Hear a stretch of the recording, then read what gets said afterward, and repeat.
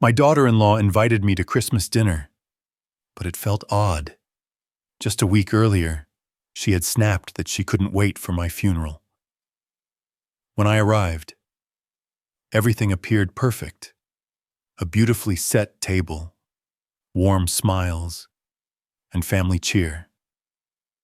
But then, as my daughter-in-law stepped away, her housekeeper whispered urgently in a shaky voice that I had better leave because she had overheard a dreadful scheme. And then she returned, carrying a knife. Before we go on, please subscribe to the channel and comment what time it is where you are right now. The Agatha Christie novel lay open on my desk, a first edition from 1934. My reading glasses had slid down my nose as I examined the gilt edges and the foxed pages. Afternoon light filtered through the window on that Tuesday, faint and cool. The sort of December sun that makes New York City feel even chillier. I reached for my pen to jot down the condition when the phone rang. Michael's number appeared on the screen. I answered. Benjamin. It's Emily. My hand stopped cold. The pen tumbled across the desk. I want to invite you to Christmas dinner. The book page crumpled under my thumb. Last Tuesday, she had called asking for $20,000, emergency repairs on their roof once more. When I refused, she had yelled so loudly I had to hold the phone away from my ear. I can't wait for your funeral, old man. That was exactly what she had said. I know things have been tough. Her voice had that rehearsed tone, as if she were following a script. But the kids miss you. Lily keeps asking when she'll see Grandpa. Last week, you said I said awful things. I'm sorry. Michael and I discussed it. And can we start fresh for the children? I rose from my desk. My knees popped. The Christie novel shut with a quiet thud. What changed? Emily, does something have to change? Maybe I just realized family is important. Through the window, Mrs. Thompson dragged her garden hose across the driveway. A UPS truck rumbled by. Ordinary Tuesday activities. December 21st, work for you, 6 o'clock. I'm making turkey. I'll be there. After hanging up, I walked to the kitchen, poured 3 fingers of bourbon into a glass, and stood staring at it. The amber liquid caught the overhead light. 35 years investigating insurance fraud had taught me to spot patterns, red flags, tells. Right now, every instinct screamed warning, but I couldn't identify why. I left the bourbon on the counter and called Sophia. Dad, what's wrong? You never call during work hours. Emily invited me to Christmas dinner. Emily, the same Emily who said she couldn't wait for your funeral. Yes, that Emily. Her exhale crackled through the speaker from Chicago. It was lunchtime. I imagined her in her Microsoft office. Sandwich forgotten. Dad, maybe they really want to change. Try it. But keep your guard up. My guard's been up since she married your brother. I know. A pause. I know. After we hung up, I opened the bottom drawer of my desk, the one I called my investigation drawer, though I hadn't investigated anything in 4 years. The old Sony voice recorder sat there beneath a pile of warranty papers. I pulled it out, pressed record, played it back. The batteries still worked. Amazing. The mailbox was at the end of my driveway. I grabbed my jacket and walked out. The December air was cold enough to sting. 4 bills, a furniture catalog, and a plain white envelope with no return address. I tore it open. Standing there on the curb, a photograph slipped out. My house, my white siding, my blue shutters, my brick front steps. Someone had drawn a red X over the front door with what looked like a marker. Thick, deliberate strokes. My breath came out visible in the cold.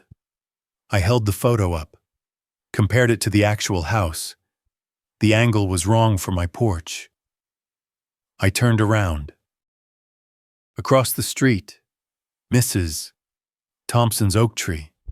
That's where they'd stood. Had to be. I walked over. The tree's roots buckled the sidewalk. Nothing looked unusual until I glanced down at the curb. A cigarette butt freshly crushed. The paper still white. Not rained on or dirt-caked. My phone buzzed in my pocket. Unknown number. I answered, breathing on the other end. Slow, steady. Then a click. Dial tone. Back inside. I spread the photograph on my kitchen table. Turned on all the lights. My hands weren't shaking. They should have been, but they weren't. That bothered me more than the photo itself. I was already in investigator mode. Analyzing instead of feeling. Looking for clues instead of calling the police. The bourbon still sat on the counter where I'd left it. I poured it back into the bottle and put the bottle away. Whatever was coming, I'd need to be sharp. 4:17 in the morning. The coffee maker gurgled. I'd given up on sleep around midnight. The photograph of my house lay on the kitchen table under the harsh overhead light next to my laptop showing Google Maps Street View. I'd been circling details with a red pen. The shadow angle suggested late afternoon. The oak tree's position matched perfectly. The photographer knew where I lived and had time to plan this. By 9 o'clock, I was downtown parking outside the insurance building where I'd worked for 3 decades. Thomas Lee's office was on the 4th floor. He looked up from his computer when I walked in. Surprise crossing his face. Benjamin didn't expect. "Is that your house?" I slid the photograph across his desk without saying anything. He picked it up. Studied the red X. "This a threat?" "That's what I need to find out. Can you check if anyone's taken out new policies, life insurance, property, anything with my name? Benjamin. You know I can't just Thomas. 35 years we worked together." "I'm asking." The silence stretched between us. Outside his window, New York City traffic crawled along 5th Avenue. "Give me 24 hours. Unofficial. Unofficial works fine." My phone buzzed in the car. Text from Michael. "Dad. Emily told me she called. Thanks for saying yes." I sat there in the parking garage staring at the message. Type back. "She mentioned the kids miss me." His response came fast. "They do. We all do. See you the 21st. We all do." I read those 3 words 6 times, deleted my response, typed it again, deleted it. Finally. Just put the phone down and drove to Target. The toy aisle looked like an IKEA instruction manual exploded. Star Wars Legos, City Legos, Friends Legos. Apparently, Legos had more genres than Netflix. An art set caught my eye. 150 pieces. Markers and colored pencils and sketch pads. I grabbed it along with a Lego set that had a dinosaur in the box. Kids like dinosaurs. Right they did when Michael was 9. That was only 25 years ago. Perfect. Standing there surrounded by bright packaging and sale signs, my phone felt heavy in my pocket. I wanted to call Michael, ask what Lily actually liked these days, what Ethan was into, whether they still remembered me. But my thumb hovered over his contact and pressed back instead. I paid and left. At home, I downloaded Call Recorder Pro, tested it by calling my own voicemail, leaving a message, testing 1, 2, 3. If this is evidence someday. Hi, Judge. Played it back. Clear as a bell. Technology actually worked. I marked it on my calendar as a miracle.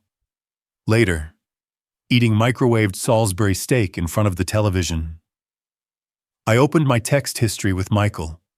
Scrolled back 20 months. The pattern jumped out immediately. Every single message was about money. April, roof repair, 4,000. August, emergency dental work, 7,000. October, our car transmission, 5,000. December, medical bills, 9,000. The requests totaled 50,000. My fork stopped halfway to my mouth. Not one message asking how I was doing. Not one photo of the kids.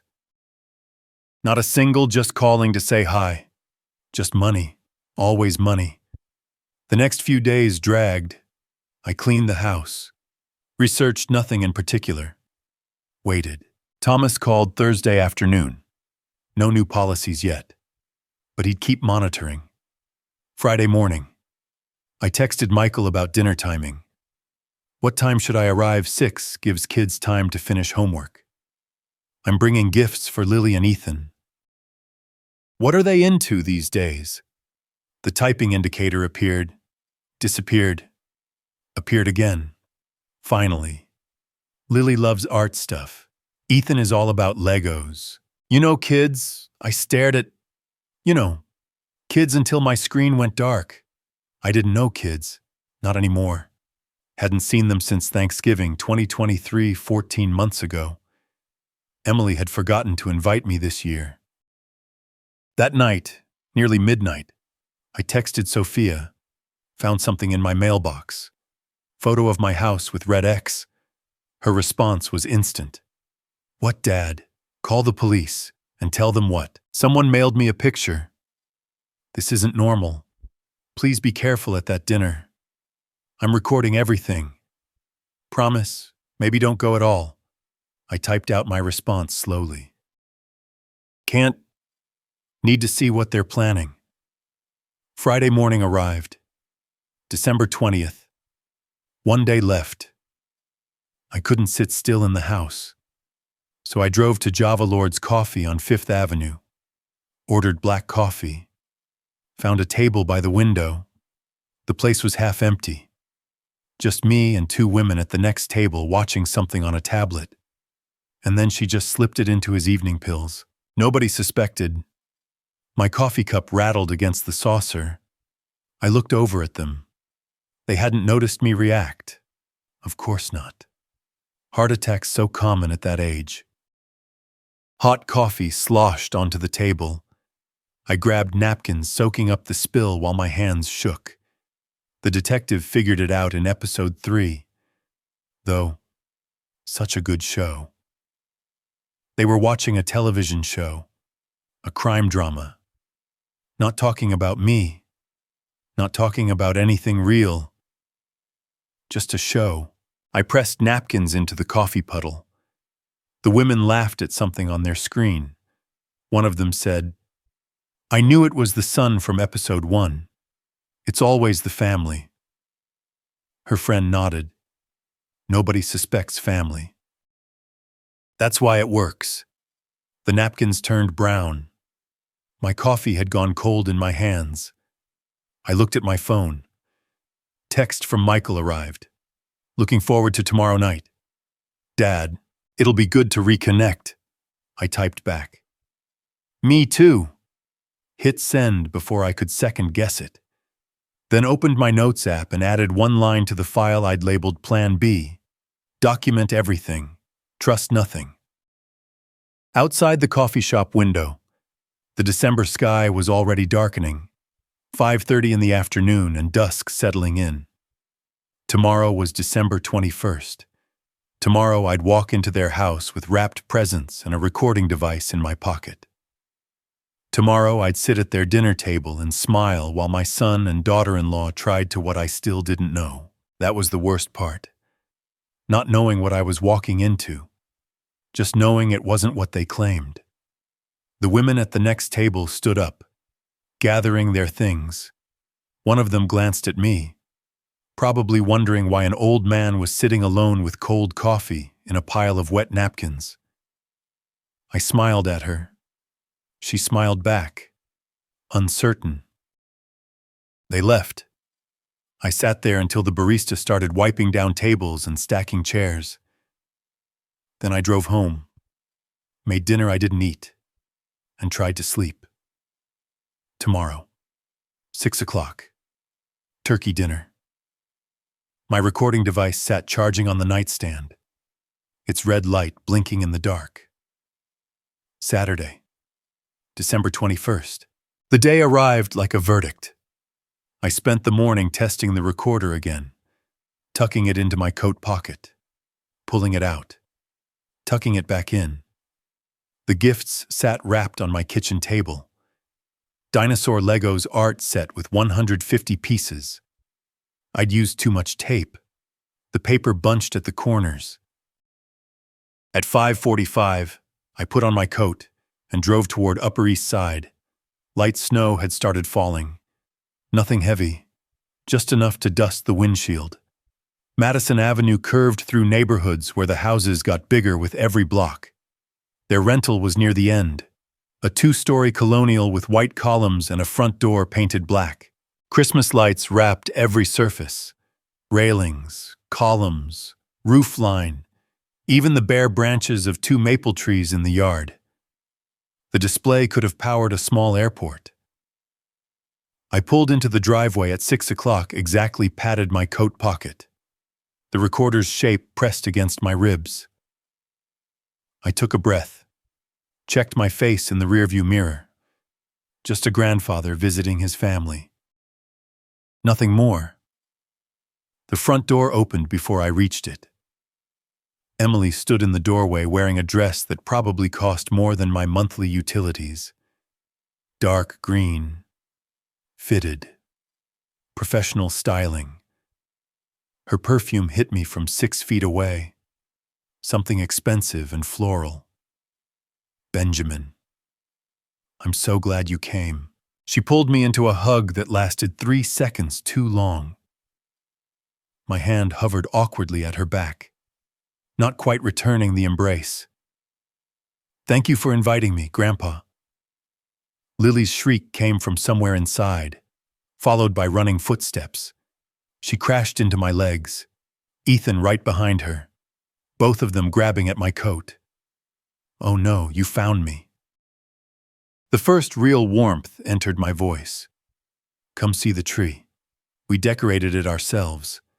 Ethan tugged my sleeve with both hands. Did you now? I bet it's the best tree in New York City.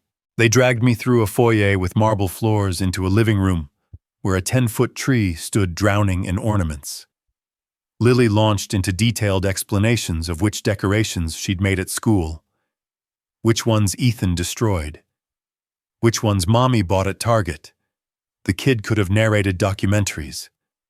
Michael emerged from the kitchen wearing an apron that said, Grill Master, despite the turkey clearly being roasted in an oven. False advertising. His hug was stiff, brief, eyes sliding away from mine. Dad. Good to see you. You too, son. Dinner started at 6:45. The dining room table could have seated 12, but held just 5. Turkey, mashed potatoes, cranberry sauce, green beans, rolls, everything arranged like a magazine spread. Emily had positioned herself at the head of the table, Michael at the foot, me in the middle, facing the kitchen doorway. I'd taken that seat deliberately. Sightlines mattered. The conversation stayed surface level. How was the drive? This weather? The kids' school? Emily pulled out her iPhone 3 times during the meal, filming Lily explaining her volcano science project. Ethan showing off a loose tooth. The phone stayed in her hand between recordings, screen lighting up with notifications she'd swipe away without reading. I counted. Emily checked her phone under the table 5 times, got up 4 times, always toward the kitchen, once for more wine, once for napkins, once claiming she forgot the butter. Each time she disappeared through that doorway, my fork would pause mid-air, tracking her movement. Michael drank steadily, not sloppy, just faster than dinner required. He refilled his wine glass 4 times before we'd finished eating.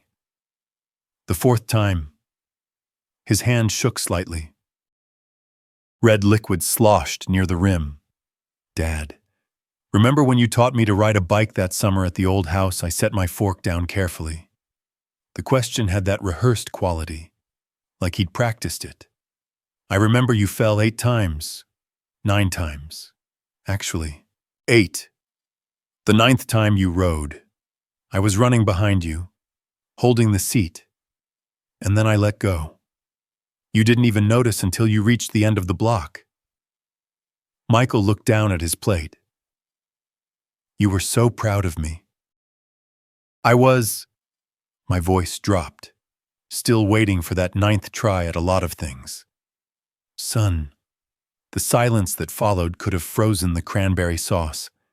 Emily's smile went rigid. More wine, anyone? Her voice came out too bright. Artificial sweetener and coffee.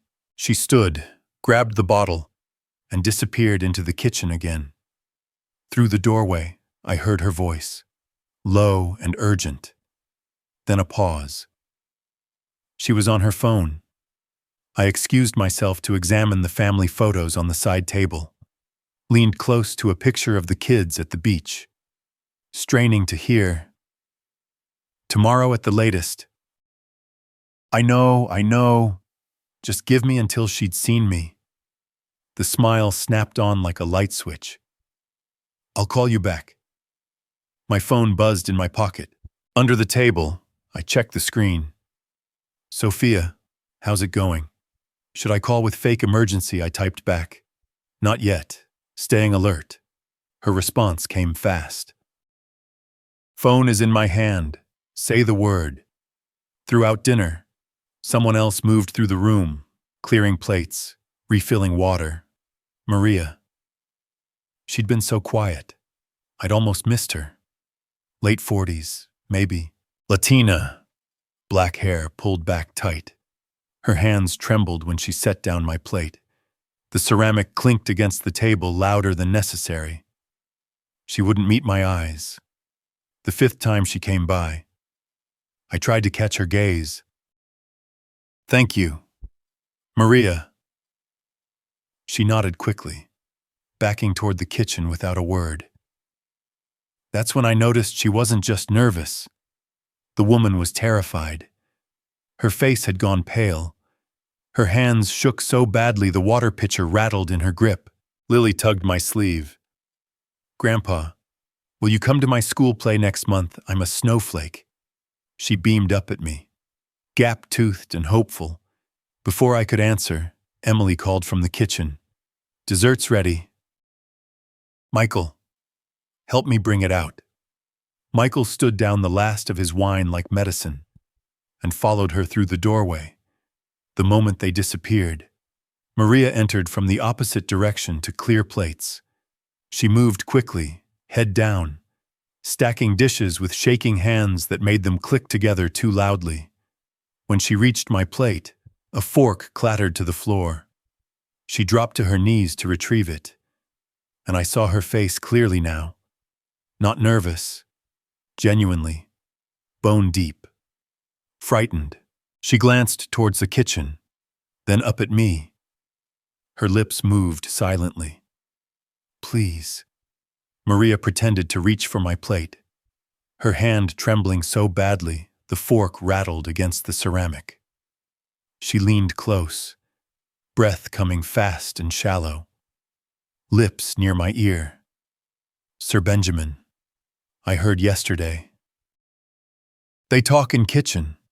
Think I know. Listen. I kept my expression neutral, hands flat on the table. What did you hear? She say terrible things about your medicine, about heart. Her voice broke on the last word. My pulse kicked up, but I stayed still.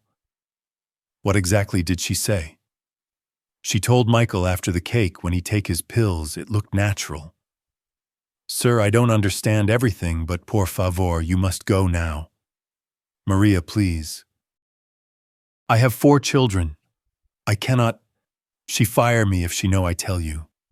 But I cannot let tears filled her eyes. She grabbed the fork and stood quickly backing away. The kitchen door swung open, Emily appeared backlit, holding a large kitchen knife. The blade caught the overhead light. "Who's ready for dessert? We have the most wonderful chocolate cake." My hand tightened on the chair arm. The knife was for cutting cake. Obviously, just a knife. But Maria's terror, the timing, the words she'd overheard after the cake. "When he takes his pills." Emily approached the table, setting down a 4-layer chocolate cake with professional frosting. More expense they couldn't afford.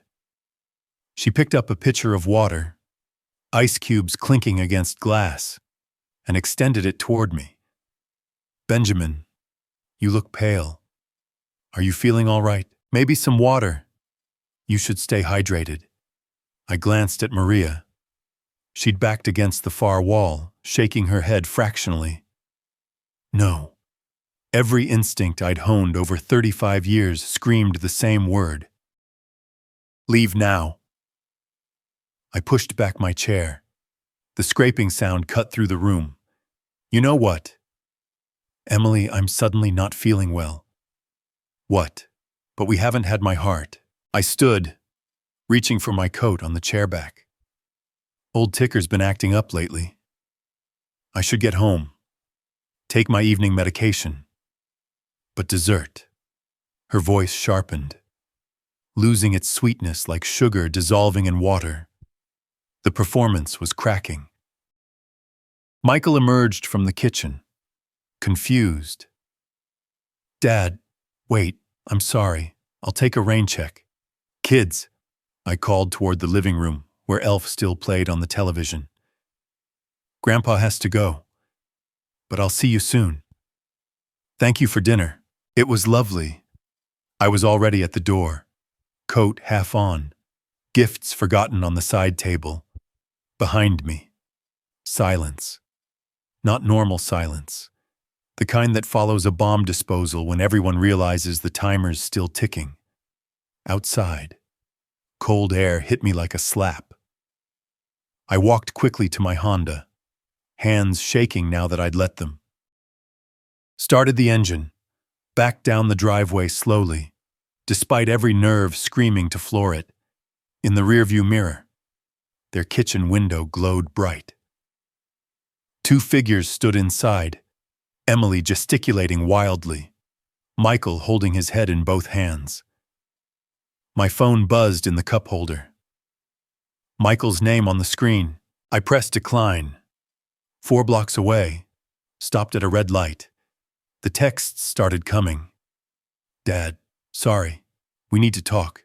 Seriously, I stared at the message. The light turned green. I drove. "Please answer. It's not what you think." Another block. "Dad." My thumb hovered over the keyboard. What could I say? "I know you were planning to kill me over chocolate cake." I had evidence. Maria's warning. The recorder in my pocket still running. But I'd made a mistake. A big one. Leaving that abruptly had tipped my hand completely. A professional would have stayed, eaten a small piece of cake, left naturally. Instead, I'd fled the moment Maria warned me, making it obvious someone had talked. They'd know immediately. Emily would fire Maria, maybe worse. And Michael and Emily would know I was onto them. I'd spent 35 years investigating fraud. I'd faced down con artists, arsonists. One memorable case involving a fake alligator attack. But nothing prepared me for fleeing my son's house because the dessert course might be my last course. My Honda Accord had never moved this fast. It was built for gas mileage, not getaways. Even my car was disappointed in my life choices. I pulled over in a grocery store parking lot, engine running, hands on the steering wheel. Tried to think like an investigator instead of a father. Maria had said after the cake when he takes his pills. They knew my medication schedule, knew I took heart medication every evening. Had they stolen pills during past visits, switched them, planned to offer me medication with dessert, something to trigger cardiac arrest. It would work. Elderly man, rich meal, heart medication, family present. Nobody would question it. Natural causes. The perfect crime. My phone lit up again. Not Michael this time. Unknown number. I let it ring until voicemail. Then I scrolled through my contacts. Stopped on a name I hadn't called in 7 months. David Reynolds, detective, homicide. We'd worked together on a suspected arson murder in 2019. Good cop, better friend. I pressed call. David, it's Benjamin. Benjamin, it's 9 p.m. on a Saturday. What I need a favor, a big one. And I need it now. The pause stretched. In the background, I heard a television. Family voices. I'm listening. How fast can you meet me and bring someone from fraud division if you can? What kind of trouble are you in? The kind where my son might be trying to kill me. The pause was longer this time. The television went quiet. Where are you driving? I'll be home in 25 minutes. I'll be there in 40. Benjamin, are you safe right now? For now. But David, bring a notepad.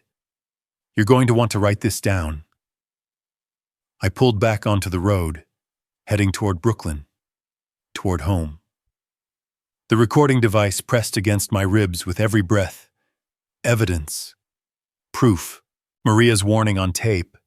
Emily's phone call about tomorrow at the latest. The whole dinner conversation. But I'd made the amateur mistake of reacting emotionally. A professional stays calm, documents everything, maintains cover. I'd blown mine the second I bolted for the door. 25 minutes later, I pulled into my driveway at 1247 Elmwood Lane. The porch light was on. I'd left it on. But something was wrong. The front door sat slightly ajar. 7 inches of darkness between door and frame. I knew I'd locked it. Checked it 3 times because I always check 3 times. My hand went to my pocket, wrapped around the voice recorder. The recording that had everything. Evidence, confession, proof. Headlights turned onto my street. Too soon to be David. Wrong direction. The car slowed as it approached. I pulled out my phone. Reynolds' name still on the screen. My finger hovered over dial. The car stopped 4 houses down. Sat there. Engine running. I couldn't see inside through the tinted windows. My front door remained open. The car remained stopped. My phone remained poised. 4 houses down felt like 4 miles. Finally, I pressed dial. The phone rang once. The car 4 houses down turned off its headlights. Reynolds answered on the second ring. Stay in your car. I'm 20 minutes away. I sat in my Honda watching that dark car 4 houses down.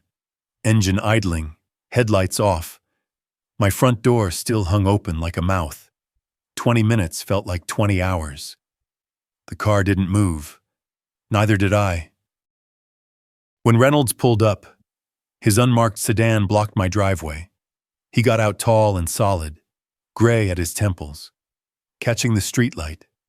Walked straight to my car, tapped the window. I rolled it down. That car been there the whole time, 25 minutes. He pulled out his phone, took a photo of the license plate, typed something. We waited. Finally, the car's headlights flipped on. It drove away slowly, deliberately. Reynolds watched it disappear before turning to me. Your door's open. I know. We cleared the house together. Him in front with his service weapon drawn. Nothing. No one. My paranoia had left the door ajar in my rush to leave for dinner. That's all. But my hands still shook pouring coffee at midnight while Reynolds sat at my kitchen table listening to the recorder. Maria's frightened whisper filled the room. After the cake, when he take his pills, it looked natural. Reynolds stopped the recording, rewound it. Played it again. His jaw tightened. You got yourself in something. Benjamin. Can you help? I can make calls, unofficial ones. He checked his watch. Meet me tomorrow morning. 9:30. Robert Hayes' office. You know him. The attorney. Best one I know. You're going to need him. Reynolds left around 2 a.m. I didn't sleep. Just sat at my kitchen table, circling details in my notebook. Old habits from 35 years of investigations. By morning, I had a list of questions that needed answers. Hayes' office overlooked downtown New York City from 40 floors up. Glass walls, modern furniture, the kind of place that charged by the hour and meant it. I slid the voice recorder across his polished conference table at 9:30 sharp. Robert, I need you to listen to something. He clicked play, leaned forward as Maria's voice emerged, small and scared. When it finished, he looked at me with the expression lawyers get when they're calculating billable hours against moral obligation. Benjamin, these are serious accusations, but a housekeeper recording isn't enough. We need proof. What exactly were they planning? I know how con artists think. Robert spent 35 years catching them. They won't stop at one attempt. We need to let them show their real endgame. You're talking about making yourself bait. I'm talking about documenting a crime in progress. The door opened. Reynolds walked in carrying a folder. Benjamin, you old fox. Thought you'd retire quietly. So did I. David. So did I. Reynolds spread papers across the table. Credit reports, bankruptcy filings, bank statements. I picked them up one by one while he narrated. Ran some unofficial checks. Your daughter-in-law has debts totaling $200,000. My breath caught. Michael filed Chapter 7 bankruptcy 4 months ago. Business called Next Gen Consulting. Made exactly zero before folding. Next Gen Consulting. The next generation of what exactly bankruptcy? Because he nailed that. And there's one more thing. Reynolds slid a document across the table. Refinancing application on your house. $500,000. Filed December 12th. I never filed. I know. But the signature looks real. Very real. See for yourself. I held the paper to the window light. My signature sat at the bottom.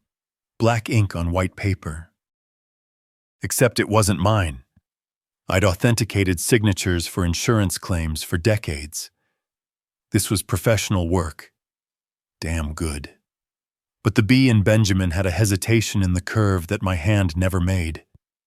That's not my signature. Are you sure? Because it'll fool most people. I'm sure. But it fooled a bank. Didn't it? Reynolds nodded. Hayes made notes. I set the document down carefully, my mind already working through the logistics. They'd had access to my documents during past visits. Could have practiced. Could have traced. Professional forgery wasn't cheap. Neither was desperation. So, what's the play here? Benjamin Hayes asked. I give them rope. Let them think I'm vulnerable. Confused. An easy mark. Document everything they do. When they make their real move, we have them. That's dangerous. Not as dangerous as waiting for them to succeed. My phone buzzed. Text from Sophia. Reynolds called me, said, You're investigating. Michael. Dad. What's going on? I typed back. Can't talk details yet, but I need you to trust me. Your brother is in trouble. Her response came fast. What kind of trouble? The kind where he might have been planning something very bad. We spent the afternoon planning. Reynolds would keep monitoring their financial activity. Hayes would prepare legal documents. I would what? Play the victim. Except this time I'd be directing the performance. At 11 that night, my phone rang. Maria's number. I answered immediately. Sir Benjamin sobbing. Children crying in the background. Maria, what happened? They fire me today. She say I'm liar. Say I have problems in my head. Say terrible things. Slow down. Tell me exactly what they said. She say if I talk to anyone about what I hear they call immigration. Sir, I have 4 babies. I cannot go back. They have no father. I'm all they. I walked to the kitchen, poured bourbon. I wouldn't drink. The amber liquid sat there catching the overhead light, while I listened to this woman cry about losing everything for warning me. Maria, listen to me. You're safe. I won't let anything happen to you. But they say I don't care what they said. You did the right thing warning me, and I'm going to make sure you're protected. Do you understand? Her breathing gradually slowed. Yes. Yes. Thank you. Sir Benjamin, thank you. After we hung up, I stared at that bourbon glass. 35 years investigating fraud, and my own son had forged my signature. My own daughter-in-law had threatened a mother of 4.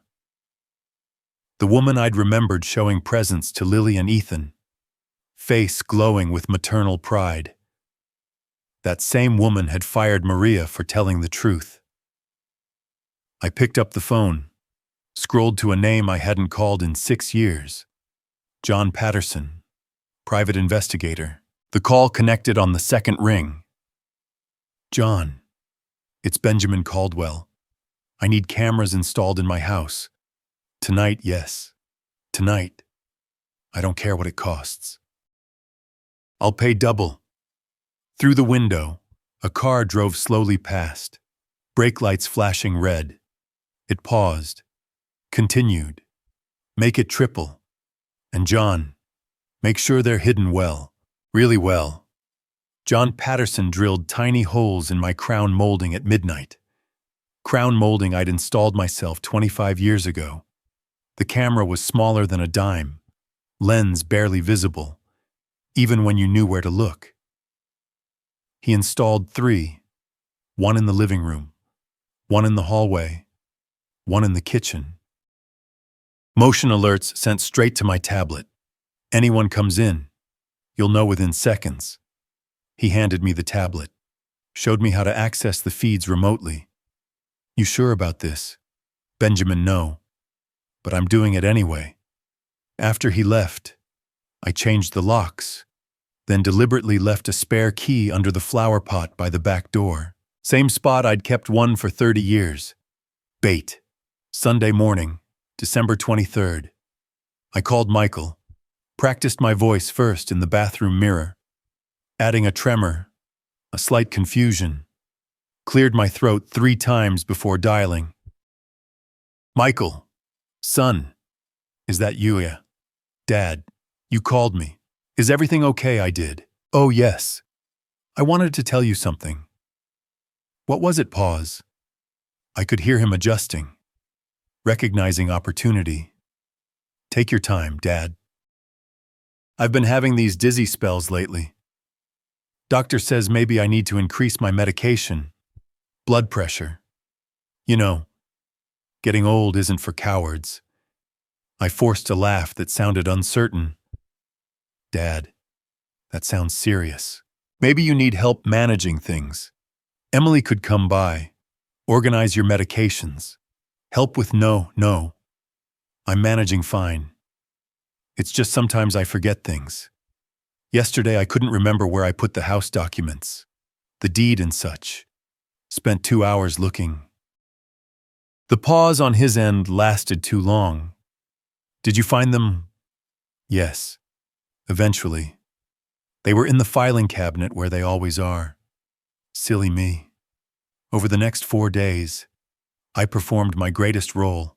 Called Michael 3 times, asking the same question about Thanksgiving plans in December.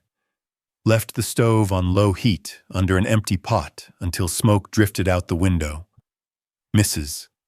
Thompson knocked on my door that afternoon. Benjamin, your stove was smoking this morning. I saw it from my yard. I arranged my face into confusion. Was it, oh dear? Must have forgotten I turned it on. She patted my arm, sympathy thick in her voice. Perfect. At Target. I stood in the toy aisle, staring at my shopping list like it was written in hieroglyphics. An employee approached, pity radiating. Sir, do you need help finding something what am I shopping for? She gently guided me to customer service. I deserved an Emmy, or at least a Target gift card for the performance. Christmas Eve, I called Michael again. Son, I keep meaning to tell you. I have a meeting scheduled. When was it again, meeting? What kind of meeting? Dad with the notary. Or was it the lawyer? No.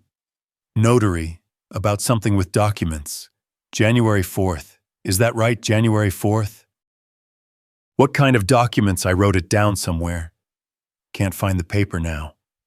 I laughed, embarrassed. Getting old is confusing.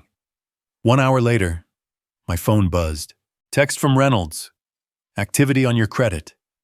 Someone requested medical records through a background check service. I texted back. Can you trace who? Not officially. But the request came from a law firm in Upper East Side. Grant and Associates. One of the partners is Alexander Grant, related to Emily. Cousin. Emily's cousin is a lawyer. Of course he is. Every crime family needs a lawyer. Christmas morning. I sat alone at my kitchen table with coffee. Phone showing Sophia calling. I debated, then answered. Dad, Merry Christmas. I miss you. Miss you, too. Sweetie, how's Chicago? Rainy, listen. Michael texted me this morning. He says you're forgetting things, getting confused. Dad, is this true? Should I come home? I walk to the window. Empty street, no cars, no witnesses. No, honey, I'm fine. I'm playing a role. Playing a what, Dad? What are you talking about? I'm acting confused, forgetful, making them think I'm vulnerable. It's part of the plan. Plan. This is dangerous. What if I know what I'm doing? Trust me, those are famous last words. I'm working with police. Reynolds is involved. So is my attorney. This is controlled, Sophia. Long pause, then her voice breaking slightly. Promise me you'll be careful. I promise. Merry Christmas, sweetheart. December 28th, 4:47 in the morning. My tablet buzzed on the nightstand of a Hampton Inn 16 miles from home. I'd been sleeping there since Christmas, giving them opportunity. I grabbed the tablet, squinted at the screen. Motion alert. Living room camera. The feed showed 2 figures in darkness. Phone flashlights cutting through my house like knives. One moved to my office, started pulling open drawers. The other stayed in the living room photographing things. My finger hovered over 911, pulled back. I needed more than breaking and entering. I needed to know what they wanted. The figure in my office lifted papers, photographed each page with phone flash, moved to the file cabinet. That's when the phone flashlight caught the face. Michael. I watched my son rifle through my documents, photographing everything. The second figure moved into frame behind him. Emily! She gestured toward the bedroom, mouth moving silently. They disappeared from the living room camera. I switched to hallway view, watched them enter my bedroom. Emily went straight to the bathroom, opened the medicine cabinet, pulled out my prescription bottles, held them to her phone light, read labels carefully, photographed each one. Then she opened my heart medication bottle, poured pills into her palm, counted them. My blood went cold. She wasn't just photographing. She was inventorying, planning. She pulled a small plastic bag from her jacket pocket, placed something from the bag into the pill bottle, shook it, put it back in the medicine cabinet. Michael appeared in the bathroom doorway. "Emily, what are you doing? We're just supposed to photograph." She whirled on him, mouthed something angry. They were arguing silent on camera. Aggressive gestures. Michael shook his head, walked away. Emily stared after him, then back at the medicine cabinet. She touched it once, almost tenderly, then followed Michael out of frame. I was already dialing Reynolds before they reached my front door. Reynolds answered before I finished dialing. "I'm watching the feed. We need those pills by 10 a. December 29th. I was sitting in Robert Hayes's conference room, watching my son commit crimes on a large screen. Reynolds arrived 6 minutes later with coffee. Nobody drank. We played the break-in footage 4 times. Each viewing made it worse. "There. Pause it there." I pointed at the screen. Emily frozen mid-step entering my bathroom. Reynolds leaned forward. Robert's pen stopped scratching notes. Let it play. The video continued. Emily opened my medicine cabinet, removed my blood pressure medication, pulled an identical bottle from her purse, swapped them. The whole operation took 19 seconds. "Jesus Christ," Robert whispered. "That's attempted murder." Reynolds stood. "That's my son's wife poisoning my medication while my son stands guard in the hallway." My voice came out distant, detached, clinical. "The only way to get through this, Benjamin, I need those pills tested today. I don't care what it costs." Reynolds drove to my house while I waited in Hayes's office. He returned 50 minutes later with an evidence bag containing the swapped medication. By 1 p.m., the pills were at a private toxicology lab with instructions to rush the analysis. Cost me $900. Worth every penny. The rest of December 29th blurred. Reynolds made calls, pulled records through unofficial channels.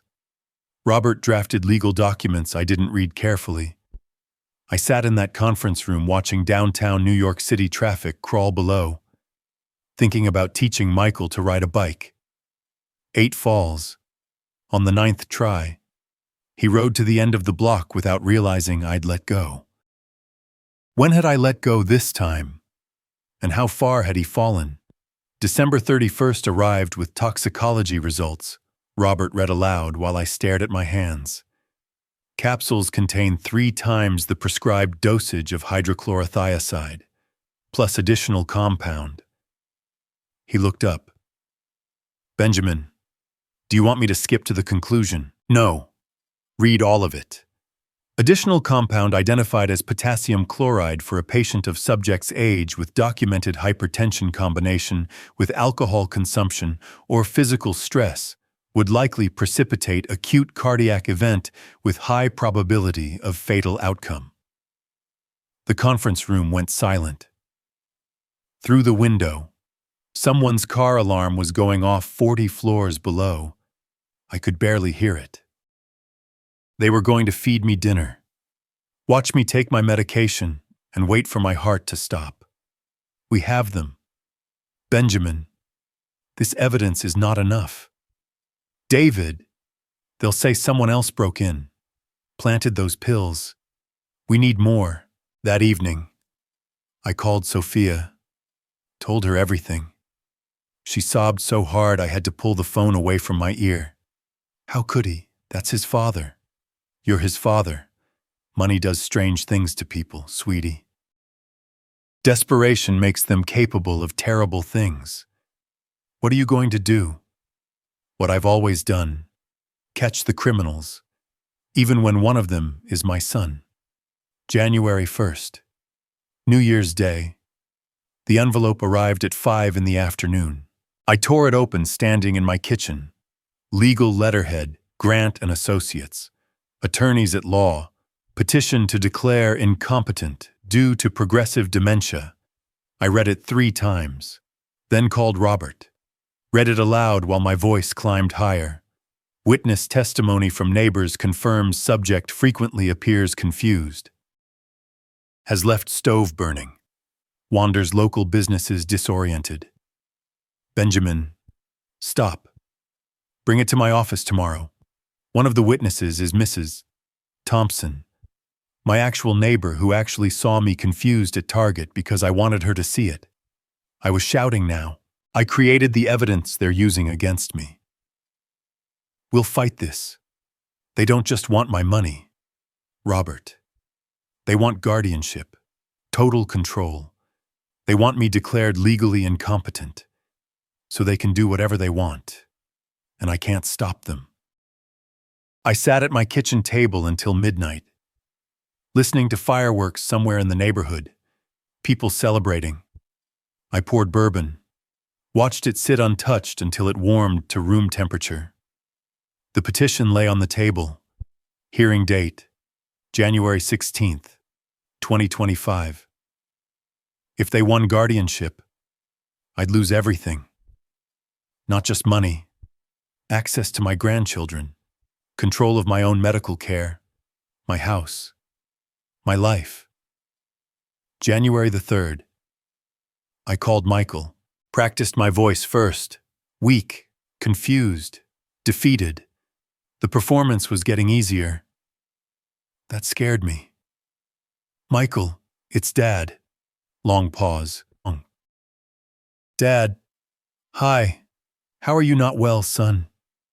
I've been thinking about everything. The dinner, the petition. Maybe you're right. Maybe I do need help. Longer pause. I heard him cover the phone. Muffled conversation with Emily in background. What are you saying? I'm saying maybe we should talk before the hearing. Just family. You, Emily, and me at my house. January 5th. Another pause. More muffled conversation. Okay. Yeah, that would be good. Dad, what time? 5 o'clock. We can talk through everything. Figure out what's best. Okay. We'll be there. And Dad, thank you for being open to this. My jaw clenched so hard my teeth hurt, but my voice stayed weak. Of course, son. You're all I have left. After I hung up, Robert asked from across my kitchen table, "You're sure about this? Inviting them into your house after everything? What choice do I have if that petition goes through? I lose custody of myself. We could fight the petition without this meeting, and they'll bring Mrs. Thompson to testify. The Target employees. Everyone who saw me confused. I picked up the photo of Lily and Ethan from my desk. If they get guardianship, they control access to my grandchildren. I'll never see them again. Or worse, they'll use them as leverage. Robert gathered his papers. It's dangerous. Everything's dangerous now. After he left, I walked to my study, opened the bottom drawer where I kept old photographs, found one from Michael's college graduation. Both of us grinning, his arm around my shoulders. My finger traced his young face. Where did it go wrong? Was there a moment I could have prevented this? I picked up my phone, almost called him to just talk, ask him why. My thumb hovered over his contact. Then I remembered the pills in the bathroom cabinet, the poison meant to stop my heart. I put the photo away. Some bridges once burned leave nothing but ash. January 5th, 5 o'clock. Michael and Emily arrived exactly on time. Dad, thanks for inviting us. Michael's voice carried that careful quality like walking on ice. Did I invite you? Oh, yes, I did. Sit down. Can I get you something coffee? We're fine. Dad. Emily settled onto my couch, smoothing her dress. Her eyes scanned the room constantly. Looking for what? Evidence, witnesses. We brought the documents we discussed to help you manage things. I fumbled with my reading glasses. Documents. Yes. I've been thinking. Maybe you're right. Maybe I do need help. I get so confused lately. Yesterday, I couldn't find my glasses. They were on my head. Forced laugh. Embarrassed. Emily and Michael exchanged a glance. Quick calculation passing between them. That happens to everyone. Michael's tone was carefully casual, but his leg bounced. Emily placed papers on my coffee table. These are power of attorney forms. Benjamin, they allow Michael to help manage your finances, make medical decisions if needed. Where do I sign here? Initial here, sign at the bottom. I picked up the pen with shaking hands. Partly performance, partly real. This was my son. I was about to destroy him. The pen moved toward paper. Dad, this is the right thing. Michael's hand landed on my shoulder. Heavy. You'll see. We'll take care of everything. In his voice, I heard something. Regret. Relief. Both. You always took care of me, son. Now you'll take care of me. I signed the first page, then the second. Reached for the third document when my elbow knocked the folder. Oh, clumsy old. Let me. Papers scattered across hardwood. Emily rushed to help. Documents spread everywhere. And there, sliding to stop at Michael's foot, was a life insurance policy application. I picked it up slowly, read it. The room went absolutely silent. What is this? Not a question, a statement. My voice had changed completely. Hard, clear, cold. Dad, I stood. The transformation was visible. Bent old man straightening to full height. Life insurance, $600,000. Beneficiary Michael Caldwell. Date December 17th. Signature Benjamin Caldwell. I looked at my son. I never signed this. That's a mistake. Dad, that must be an error. Someone at the insurance company. Someone forged my signature. Just like the refinancing application. Just like every other document you've been filing in my name. We haven't been. Don't the word came out like a gunshot. Don't you dare lie to me. I have evidence. I have video of you breaking into my house at 4 a.m. I have footage of you. I turned to Emily. Swapping my blood pressure medication. I have toxicology reports proving those pills would kill me. I have everything.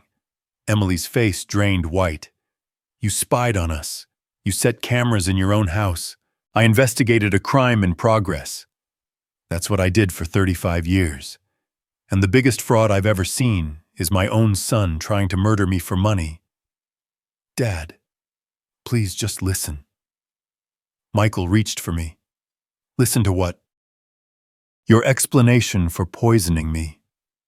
Your reason for filing a petition to declare me incompetent. Michael's hand dropped. He couldn't meet my eyes. Emily grabbed her phone. Michael, we're leaving. Get the documents. Those are evidence. These are legally signed power of attorney forms. She was clutching the papers I'd signed, and we're taking them.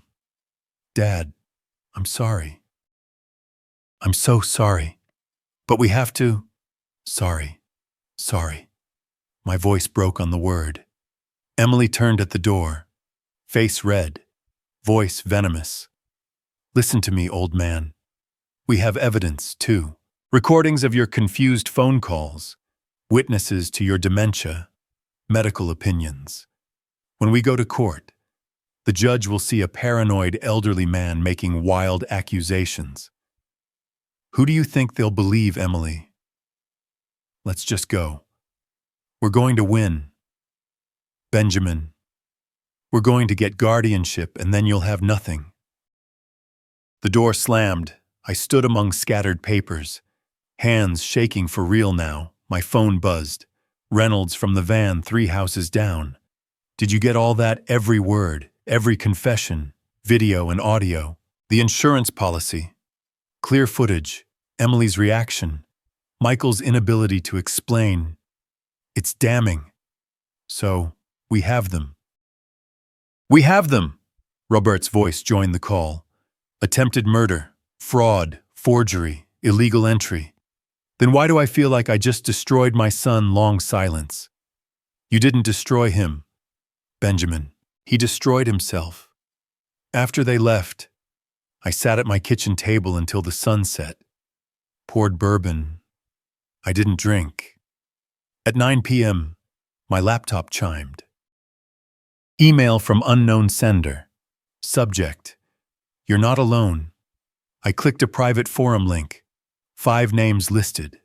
5 other elderly people in New York City. Stories that mirrored mine. Sudden health concerns. Convenient relatives. Life insurance policies they never signed. 3 names had dates next to them. George Thompson, December 2023. Elizabeth Harper, March 2024. Both listed as deceased. Natural causes, heart attacks. Both cases handled by Grant & Associates law firm. I typed a message to the unknown sender. Who are you? Response came in seconds. Someone who's been tracking patterns. Grant & Associates handled 5 similar cases in past 3 years. 3 died. Both had life insurance policies over $600,000. My blood went cold. George Thompson was my father. The message continued. He died of a heart attack at 76. My brother collected $850,000. I couldn't prove anything. Until I found the pattern. Until I found you. Someone who survived. I stared at the screen. This wasn't about my family anymore. This was organized. Systematic elder fraud as a business model. My phone rang. Unknown number. I answered. Mr. Caldwell. This is Elizabeth Harper. I got your contact from someone who said you might understand. My son and his wife. I found a life insurance policy I never signed. And there's a petition to declare me incompetent. It's being handled by Grant & Associates. Mrs. Harper. Where do you live? New York City, Morningside Heights. Do you know what I should do? Don't take any medication they've touched. Don't sign anything. And don't tell them you called me. After I hung up, my phone rang again. Another unknown number. Another frightened voice. George Thompson's name. Then another. 7 calls in 3 hours. 7 elderly people. 7 families moving against them. All connected to Grant & Associates. At midnight, my phone rang one more time. Elizabeth Harper again. Mr. Caldwell. Something happened. My son came by today with papers. Power of attorney forms. I almost signed them. Your call was the only reason I didn't. But he was so angry when I refused. He said things about putting me in a home. Mr. Caldwell. What if they come back? Lock your doors. All of them. I'm sending someone. Detective David Reynolds. He'll take your statement and keep you safe. They're my family. My own son. How did it come to this? I closed my eyes, saw Michael's face. I don't know, Mrs. Harper. But you're not alone anymore. I called Reynolds immediately. David, we have another one. She's in danger right now. Give me the address. As I texted Elizabeth's information, another notification appeared. Unknown number. There are 7 more. 7 more families. How many can you save before Grant realizes you're coming for him? This stopped being about revenge. Somewhere between the toxicology report and Elizabeth Harper's terrified voice. Now it was about stopping something bigger than my family's betrayal. My phone rang again. I answered. Mr. Caldwell, my name is William Hayes. My daughter filed papers saying I'm incompetent.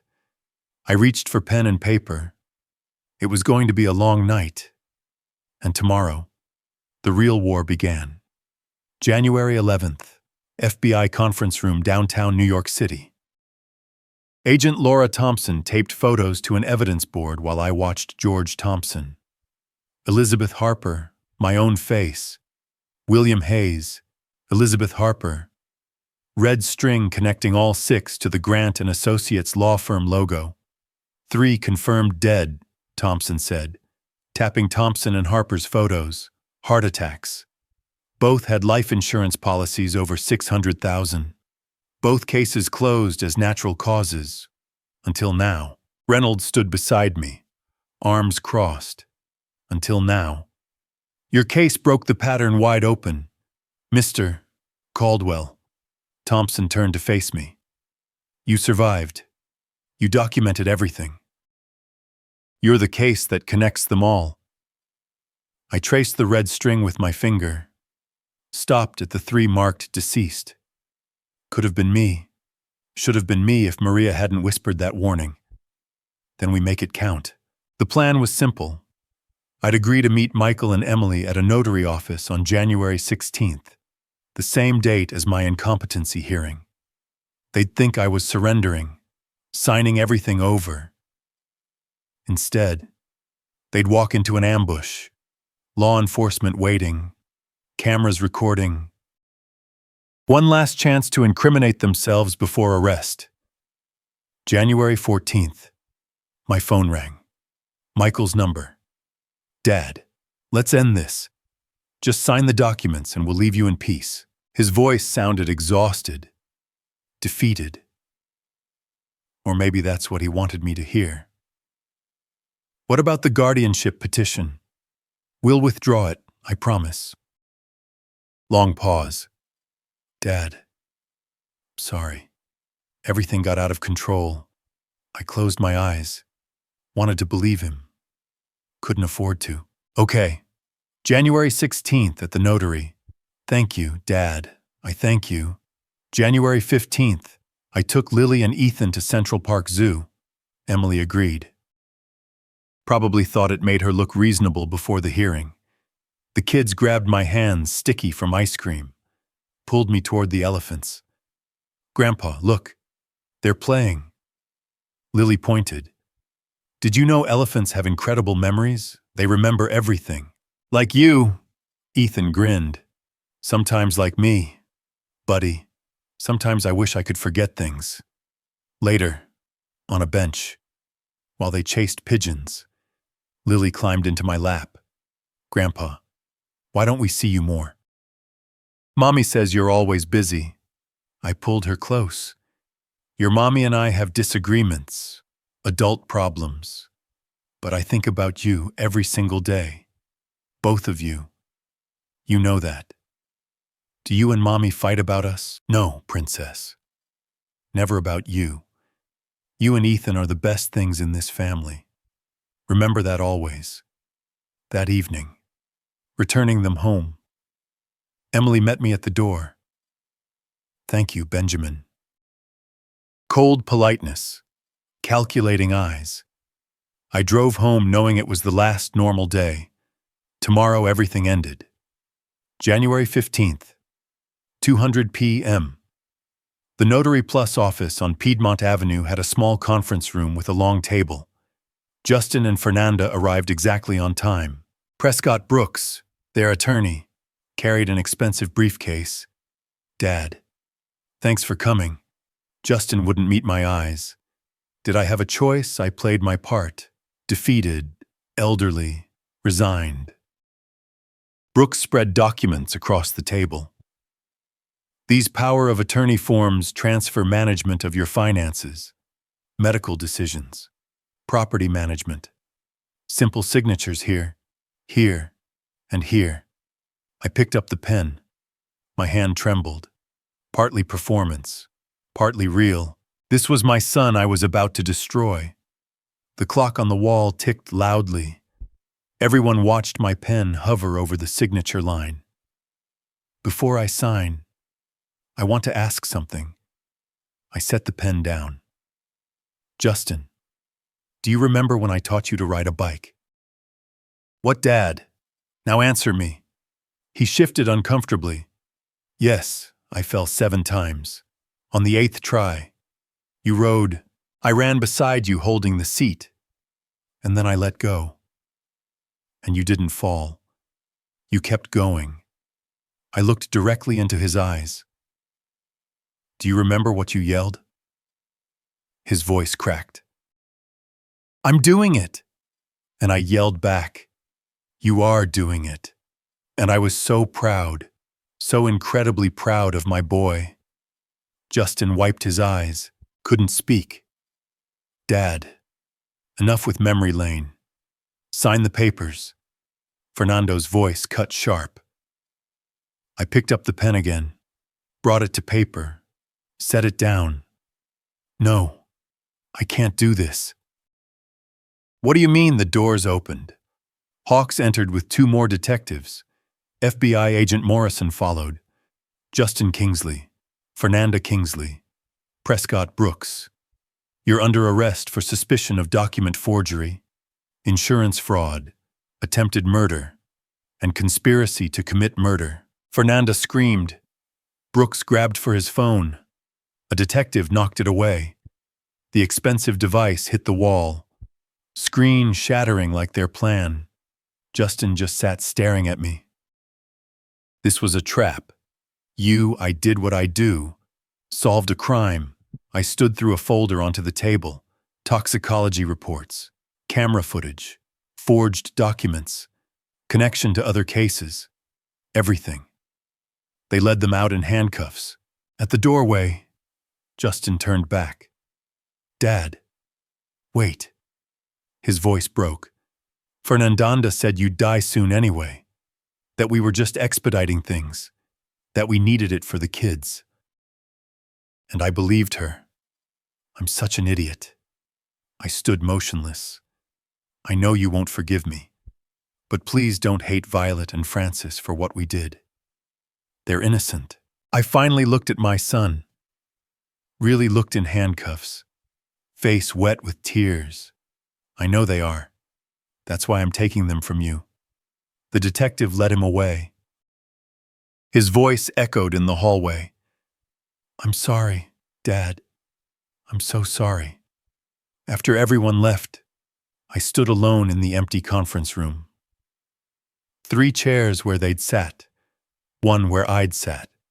Papers scattered from the struggle. I walked to the window, watched the police van pull away. Justin was visible through the window, head in his hands. I placed my palm against the cool glass. My reflection overlaid the scene below. Old man watching his son driven away in handcuffs. I closed my eyes, opened them, picked up my coat, walked out without looking back. In the elevator going down, my hands shook. Not from age, from everything else. 3 weeks. That's how long the trial lasted. February 2025. I testified on day 4. Philip beside me for support. Veronica flew in from Seattle. Sat in the courtroom gallery every single day. When I described finding the poison pills, my voice stayed steady. My hands gripped the witness box armrest. The verdicts came down on a Friday. Fernanda, 8 years. Justin, 5 years for cooperation. Prescott Brooks, 12 years. When Justin heard 5 years, he stared at the table, didn't react. Fernandez shouted an objection until the bailiff warned her. Brooks maintained his lawyer face, already calculating appeals. I sat in that courtroom and felt nothing. No satisfaction, no relief, just exhaustion. March arrived with daffodils pushing through my backyard. Veronica came to visit, found me kneeling in the dirt, examining the first yellow bloom. The court gave you temporary custody. That's good, right? They lost both parents. Ronnie. I stood, knees, protesting. Violet cried for 2 hours last night. Kept asking when Mommy's coming home. What did you tell her that Mommy did something very bad and has to make it right? That she'll be gone for a long time. I looked at the house where Francis was drawing with crayons at the kitchen table. I'm 68. I'll be 80 when Violet graduates high school. If I live that long, they have you. They should have their parents. A letter from Justin arrived that week. I left it on my desk for 3 days before opening it. Dad, I'm not asking for forgiveness. I don't have that right. I did terrible things. Let greed and fear control me. I read aloud to Veronica. One thing. I ask. Love Violet and Francis. They're not guilty of anything.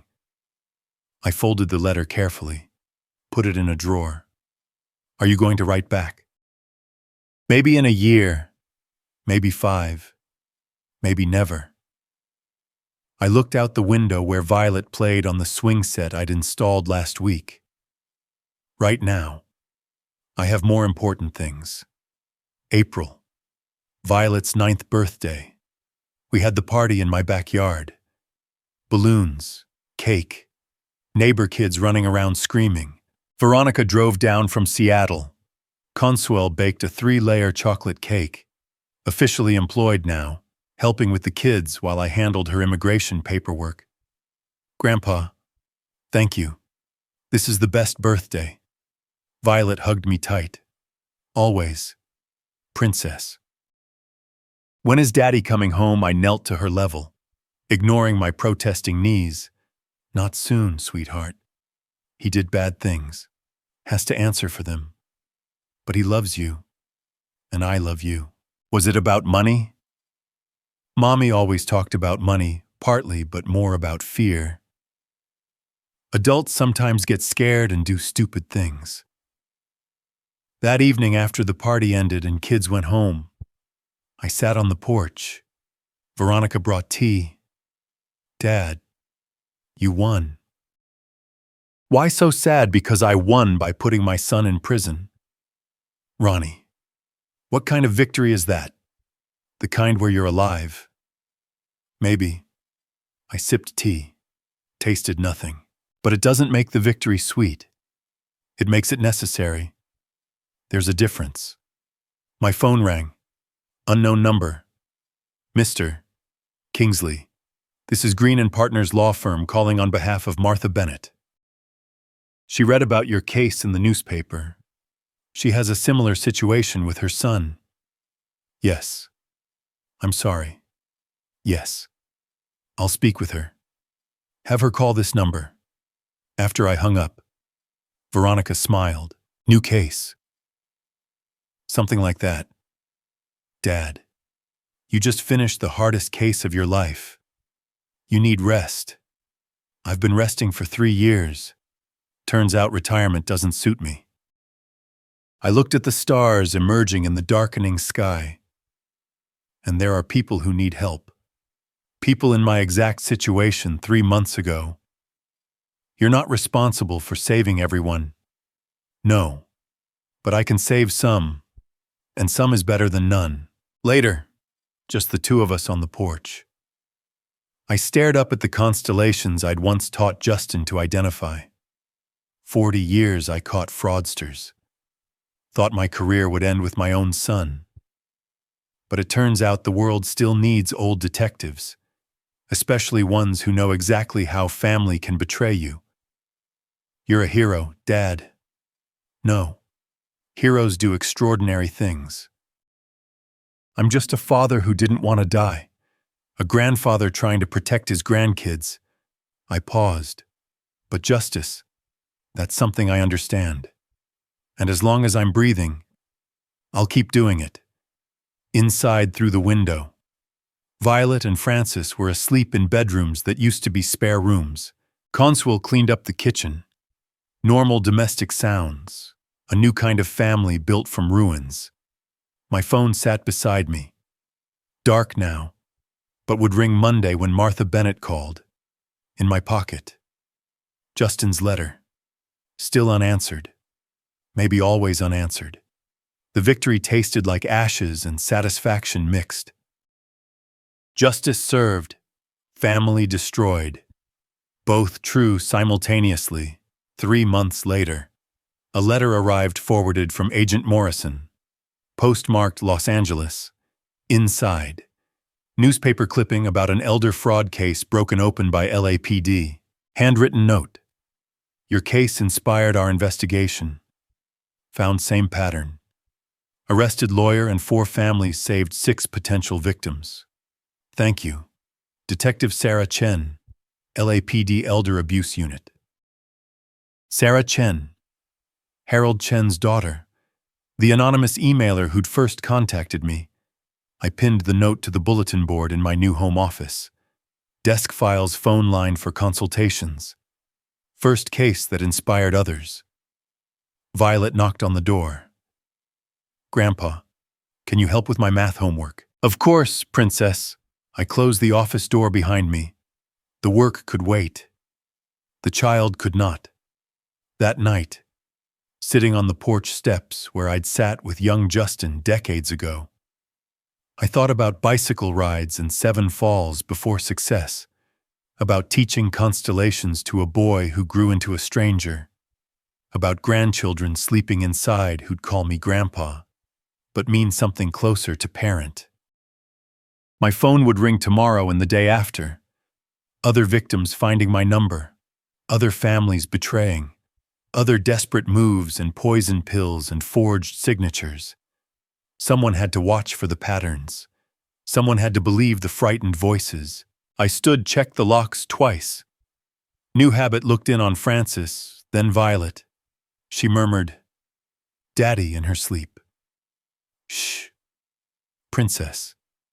Grandpa's here." Not the answer she wanted, but the answer available. I turned off the lights, left the porch light, burning, always burning now. Small defense against darkness. Sleep came eventually. Dreams of bicycles and teaching a boy to ride. Waking to answer phones and help strangers became the new routine. Victory wasn't supposed to feel this hollow, but hollow victory beats dignified defeat. And most importantly, the children were safe. Everything else was negotiable. As the stars faded into dawn, I realized that justice, though bittersweet, had given me a second chance. A chance to guide my grandchildren through a world full of hidden dangers, and to help others avoid the traps I had barely escaped. The hollow ache of betrayal lingered, but so did the warmth of new beginnings. Hollow victory or not, life moved forward, one careful step at a time. And in that forward motion, I found purpose anew. If this story resonated with you, please like the video and subscribe to the channel for more tales of intrigue and resilience. Share your impressions in the comments below. What part surprised you the most? Drop your questions there too, so we can discuss and exchange ideas together. Let's interact and build this community. To hear the next story, click the box on the left. Thank you for watching.